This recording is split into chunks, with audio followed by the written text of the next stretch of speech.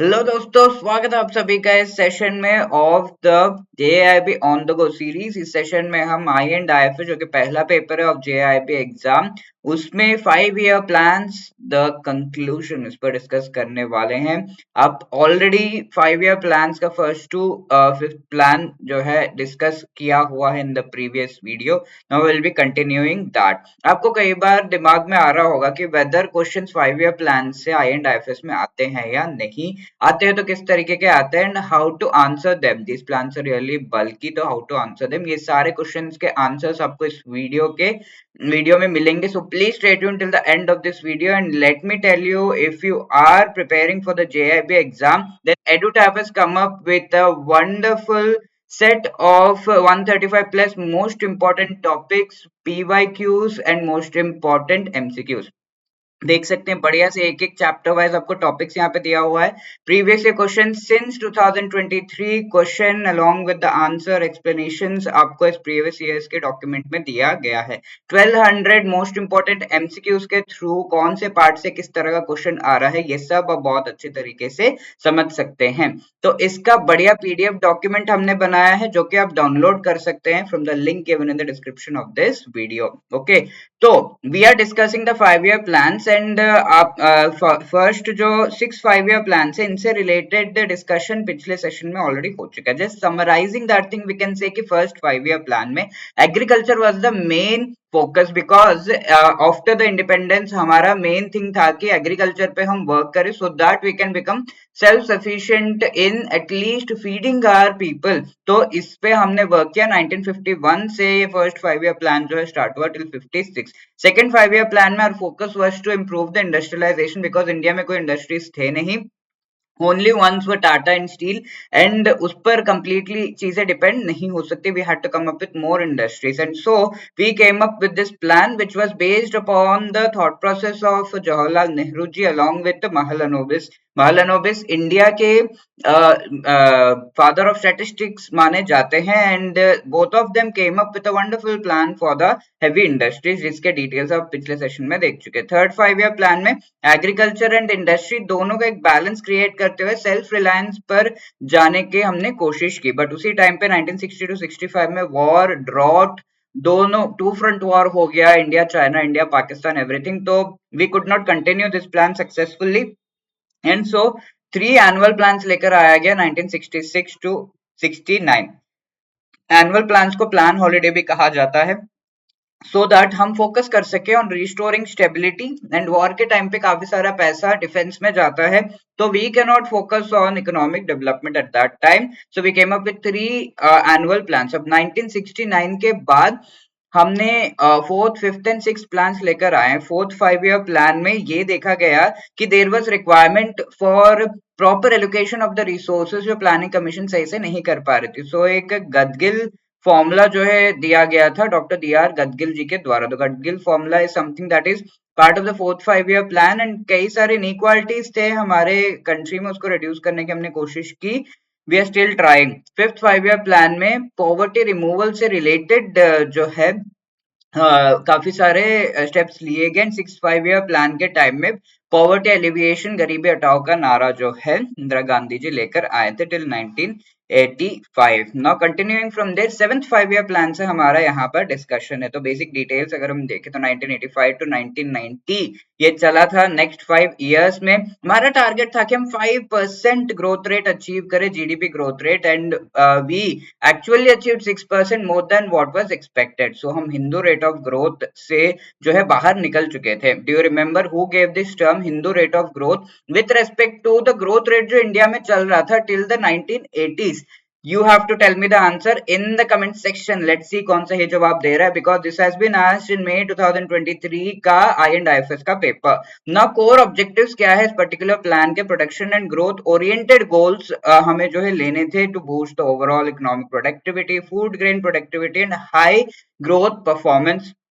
हमें दिखाना था। Employment creation and social goals of creating social justice were the major thing. Major programmes and policy interventions क्या किए गए? New initiative called the Jawahar Rozgar Yojana को लाया गया 1989 में to create employment obviously and reorienting the existing schemes of integrated rural development programme, command area development programme, drought prone areas and desert development programme, ये सब के थ्रू डिफरेंट एरियाज पे work किया गया as you can see the names. अब economic performance किस तरीके का था? During the plan growth trends अगर हम देखें, higher than target growth achieve किया गया था। Growth rate of 6% exceeded the planned growth of 5%। ठीक है, ड्यूरिंग दिस टाइम पिछले प्लान में हमने देखा। Later half of the decade जो है काफी अच्छा ग्रोथ हमारा रहा and we started focusing on higher growth levels. आगे के प्लान्स में भी हम ये चीज देखेंगे। मैक्रो इकोनॉमिक कुछ इश्यूज भी आ रहे थे, लाइक फिस्कल इम्बैलेंसेस आ रहे थे। This is a major thing because ये जो 7th 5 year प्लान है, इसके बाद काफी सारी चीजें चेंज हो गई। One very big issue was the balance of payment deterioration, यानी कि इंडिया में पेमेंट करने के लिए अमाउंट नहीं था। ऐसा आप सोच सकते हैं, amount in the sense dollars में मनी नहीं था।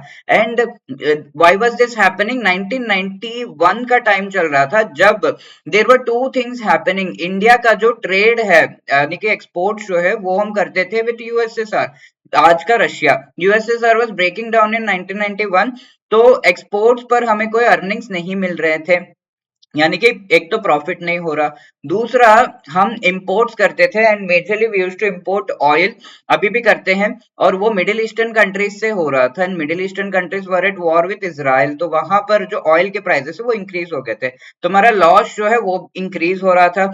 हमारा फिजिकल सॉरी जो करंट अकाउंट डेफिसिट है, जहां पर हम कहते हैं एक्सपोर्ट इंपोर्ट का डिफरेंस, वो इंक्रीज होता जा रहा था, गैप बढ़ता जा रहा था एंड इंपोर्ट पर हमें ज्यादा से ज्यादा खर्च करना पड़ रहा था एंड एक्सपोर्ट से कोई डॉलर्स हमारे पास आ नहीं रहे थे। इतना बुरा हालत था कि 2 to 3 weeks ऑफ ऑयल खरीदने के पैसे बस बच गए थे हमारे डॉलर के टर्म्स में and we had to go to an organisation called IMF first to resolve the issues. IMF ने कहा भाई ऐसा नहीं चलेगा, थोड़े रिफॉर्म्स लेकर आओ and we came up with the liberalisation, privatisation and globalisation reforms after this. ठीक है, तो this is the storm brewing हम कह सकते हैं। 7th 5 year प्लान के टाइम पे ये चल रहा था and it actually attacked weak financial planning with unsustainable budgetary deficits भी काफी ज्यादा थे, along with current account deficit also.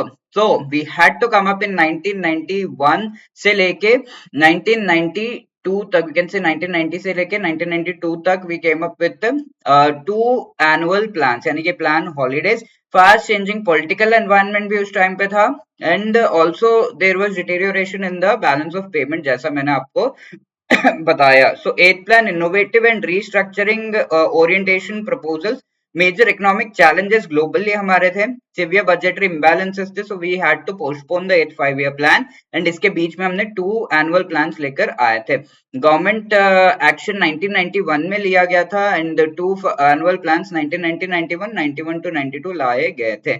अब आगे अगर हम देखें, ये दो जो एनुअल प्लान है उनका क्या ऑब्जेक्टिव था? एम्प्लॉयमेंट मैक्सिमाइज करना, सोशल रिफॉर्म्स लेकर आना, ये सब वेलफेयर स्कीम्स ह्यूमन डेवलपमेंट के थ्रू। Now we came up with the 8th 5 year plan. ठीक है, 1992 के बाद हम 8th 5 year प्लान लेकर आए। अनस्टेबल इकोनॉमिक एनवायरनमेंट से हम उभर कर आगे बढ़ने लगे व्हेन आईएमएफ से हमने पैसे ले लिए थे। इकोनॉमिक रिफॉर्म्स भी स्टार्ट किए गए, जहां पर लिबरलाइजेशन, प्राइवेटाइजेशन एंड ग्लोबलाइजेशन। तो this is a major thing, can be asked in the exam के एलपीजी रिफॉर्म्स जब चल रहे थे उस टाइम पे कौन सा 5 year प्लान चल रहा था? तो the answer is 8th 5 year plan चल रहा था। प्लीज रिमेंबर दिस वन, बहुत इंपॉर्टेंट चीज है। अब ये एलपीजी रिफॉर्म्स में लिबरलाइजेशन का मतलब होता है कि लिबरल यानी गवर्नमेंट बहुत ज्यादा इंटरफियर नहीं करेगा, प्राइवेट सेक्टर को आगे बढ़ने देगा, फॉरेन एंटिटीज के साथ भी बहुत अच्छे तरीके से हम एंगेज करेंगे, डिफरेंट कंट्रीज से ट्रेड वाइज जो है हम डील करेंगे। तो there was a shift in the planning approach. First plan to deeply review India long standing जो हमारे मैक्रो इकोनॉमिक स्ट्रेटजीज थे उनको डीपली रिव्यू करने के लिए पहला प्लान लाया गया था, because obviously previously we have seen कि अच्छे से रिव्यू नहीं करने के वजह से we ended up almost financial emergency लगने वाली थी इंडिया में। की पॉलिसी फीचर्स क्या थे? इंडिकेटिव प्लानिंग में पर हम आ गए। ठीक है, पहले क्या था? इंपरेटिव प्लानिंग, डू दिस, ऐसा था। Government would say do this, you have to do that. ठीक है, ऐसा था। बट अब you can do this, you can do this, ऐसे स्टांस चेंज किया गया. That is the indicative planning. LPG reforms को लाया गया, about which I already told. हमारा टारगेट 5.6% ग्रोथ अचीव करना था, 6.7% ग्रोथ अचीव किया गया. Obviously, because of all of these efforts, there was a turning point, and this was a turning point in the economic policy, जहां पर पहले बहुत ही restrictive government के द्वारा restrict करने वाला इकोनॉमिक सिचुएशन था हमारा. एंड आफ्टर दीज 1991-92 रिफॉर्म्स हमारा जो है काफी ओपन इकोनॉमी बन गया. सो दिस पीरियड ऑफ 1991-92, ये जो 1990 से लेके 92, ये हम कह सकते हैं रिफॉर्म्स इस टाइम पे हुए थे. रिफॉर्म एरा इसको जो है कहा जाता था, starting of the reform era. ठीक है, post 1991.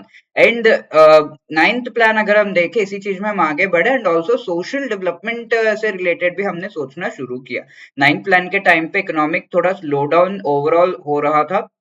South east Asian financial crisis इस टाइम पे हुआ था, जहां पर south east Asian countries of Laos, Cambodia, Singapore, Vietnam, Brunei, ये सब क्या कर रहे थे, बहुत सारे लोगों से उन्होंने शेयर्स वगैरह में इन्वेस्टमेंट, शॉर्ट टर्म इन्वेस्टमेंट जो है ले लिया था. अब 97 में इन सब ने अपने पैसे खींचकर चले गए. उस टाइम पे इतना उनका इकोनॉमी बूम होता था. They were called tiger economies at one time. Now also they are called, but वो टाइगर जो है फीचर रहा नहीं अभी. नाउ हम कह सकते हैं कि ये सारा पैसा खींच के चले गए थे. देर उनकी तिजोरियां खाली हो गई थी, ऐसा कह सकते हैं. तो that was a major issue. And economic पूरा वर्ल्ड वाइड इकोनॉमिक स्लोडाउन के वेव्स जो है इसने जरूर पास किए. पोस्ट रिफॉर्म एनवायरनमेंट इंडिया में जो जिस तरीके से इमर्ज किया, बैलेंस ऑफ पेमेंट क्राइसिस से हम उभर के आगे बढ़ गए. Indicative planning was still running, that government was not being very much authoritative. ठीक है, गवर्नमेंट तब लूज स्ट्रिंग्स छोड़ रहा था. किन के लिए? टू एंटिटीज के लिए, private entities as well as foreign entities. इनके साथ ज्यादा से ज्यादा बिजनेस वेंचर्स एंड उनको ज्यादा से ज्यादा इंडिया में इन्वेस्टमेंट्स के लिए अलाउ करने का काम किया गया. Growth and justice and equity, ये सब के साथ हमारा प्राइमरी ऑब्जेक्टिव था to move ahead in the 9th 5-year plan. Target हमारा 7.1% ग्रोथ हमने किया. अब देख सकते हैं टारगेट्स भी बढ़ रहे हैं, एंड एक्चुअल ग्रोथ 6.8% तक हम आ गए. Main focus was on the social development through basic minimum services. ये थॉट था कि एटलीस्ट लोगों को बेसिक मिनिमम सर्विसेज तो मिले कम से कम, and then they will strive to move ahead, and आगे बढ़कर वो जो है अच्छा लिविंग अचीव कर पाएंगे. तो basic minimum services central assistance के थ्रू ये प्रोग्राम चलाया गया. Eight that time achieve full population coverage with a time bound framework लाया गया, so that they get at least safe drinking water, primary health services, primary education का universalization, public housing provide किया जा सके, जो आज के डेट में प्रधानमंत्री आवास योजना के थ्रू किया जाता है. न्यूट्रिशनल सपोर्ट चिल्ड्रन के लिए पोषण अभियान वगैरह के थ्रू आज के डेट में दिया जाता है. Connectivity for all the villages and habitations,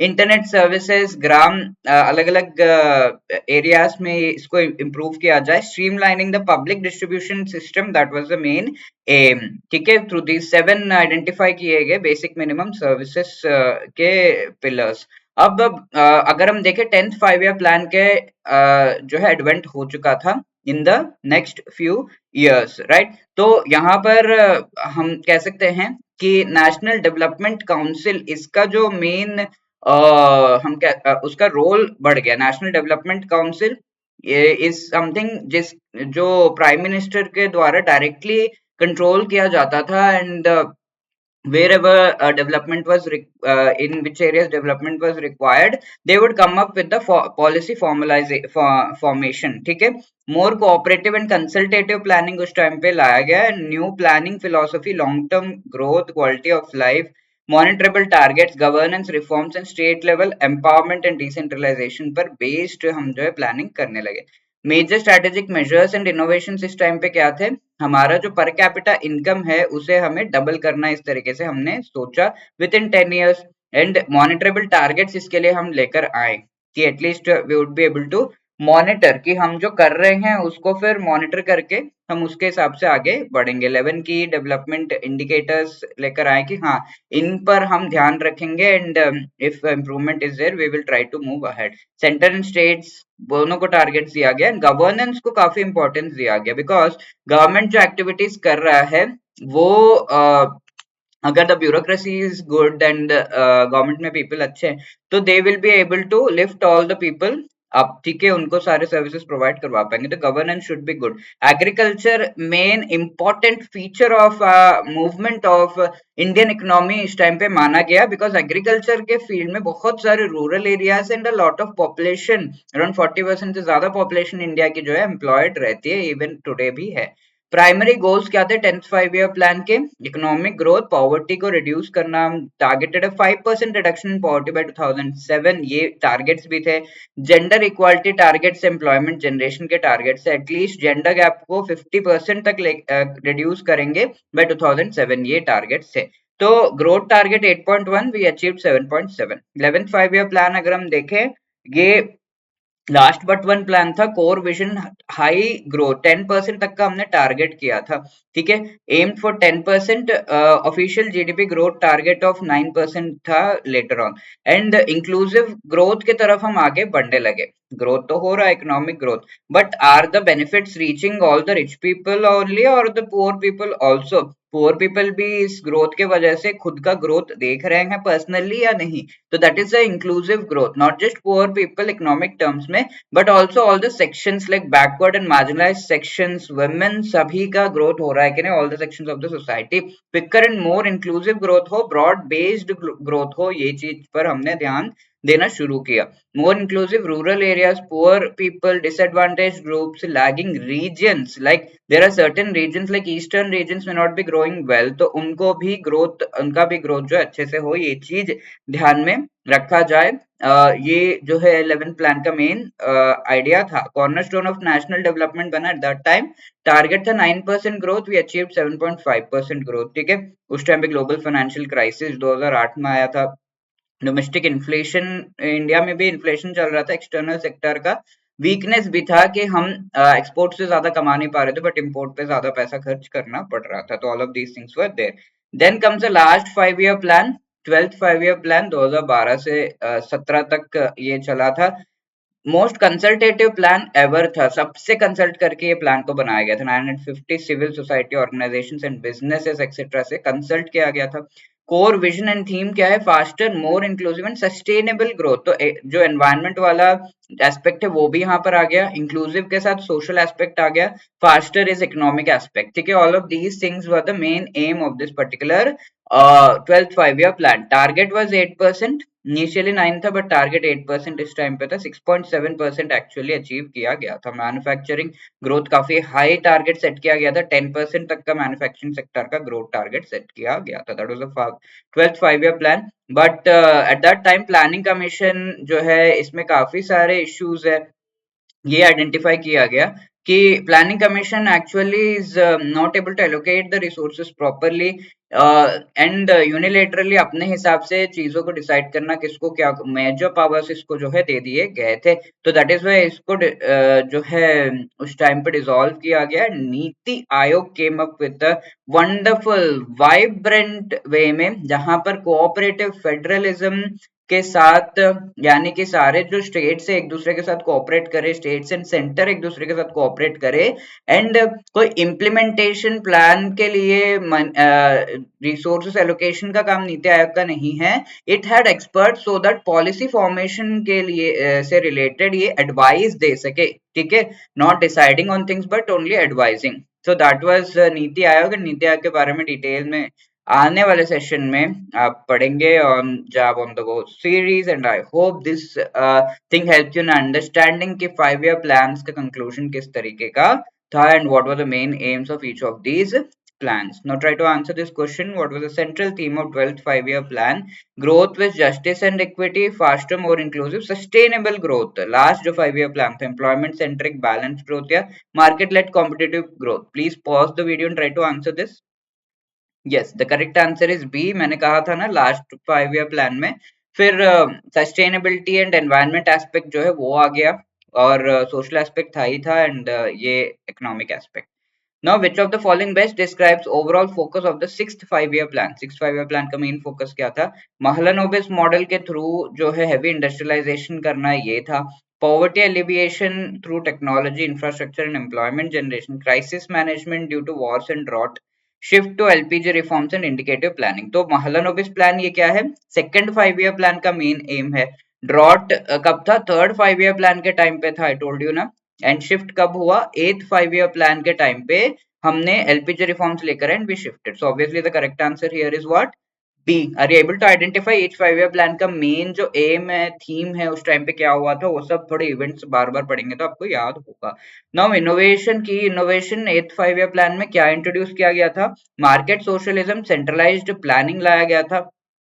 और ये इससे क्या है, गवर्नमेंट का और भी ज्यादा जो है पकड़ मजबूत होता है। बट एथ 5 ईयर प्लान में लिबरलाइज किया गया था, गवर्नमेंट का पकड़ को कम किया गया था। Indicative planning and LPG policies लेकर आए थे। तो very wonderfully we can understand कि एथ 5 ईयर प्लान का मेन जो एम था ये था, and so B would be the right answer. Basic minimum services, तो ये किस 5 ईयर प्लान के टाइम पे आया था? You tell me the comment section, let's see who gives the right answer.